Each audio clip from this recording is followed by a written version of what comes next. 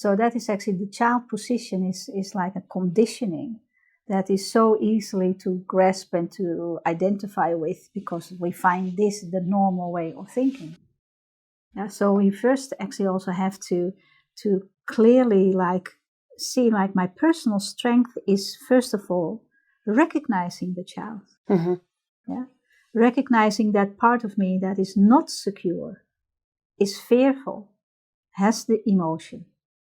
And the other part of when we talk about the aggressor part, the judge, that we also recognize easily. But it's all about turmoil, it's all about duality, it's all about thinking that things are difficult. Yeah, so seeing clearly that you are not that you are the silence, that you are spirit, but that you actually have chosen to go through this kind of experiences. Mm-hmm. And therefore your ego mind goes everywhere and holds every thought. Yeah. And we can only actually learn from it when we have this kind of humbleness to ourselves. That humbleness that we go through it, and it's not in vain, and it's not stupid, and it's not because we want to do the difficult things. It's about experience.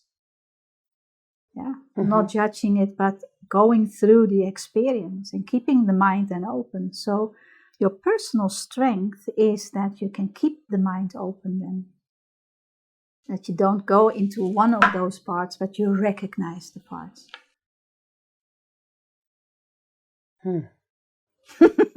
Deep thought. Mm-hmm.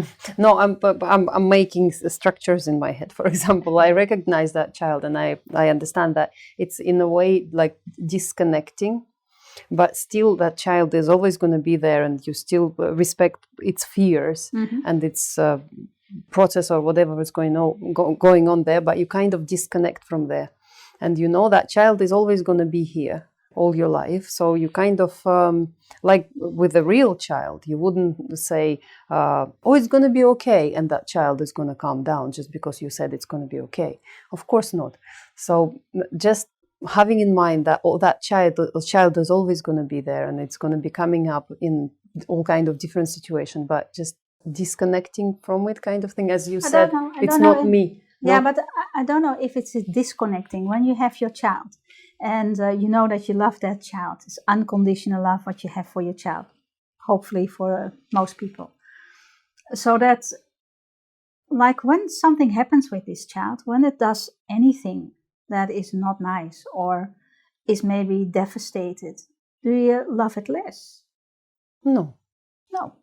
You will actually talk about the action, and the action is not actually what you want maybe at that time, but the love is still there.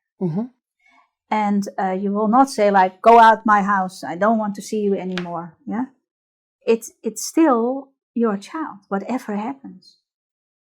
And I think when we can look at ourselves in that way, yeah, we talk sometimes about self-forgiveness, and it's not about how stupid you have done things. No, it's about that part that you have this unconditional love, whatever happens, and that we have that also to all parts of ourselves. Yeah, we can't actually throw the child out of the window. No, because the child also gives us compassion. When we love that child, one time it will be a pleasure, and the other time you think you have a big problem there. Yeah. But it's still actually part of you. And the more we look, and therefore I use this word, is when we actually look at ourselves with humbleness. Yeah, when you can actually look at yourself like that you have those parts, and that you can actually treat it and embrace it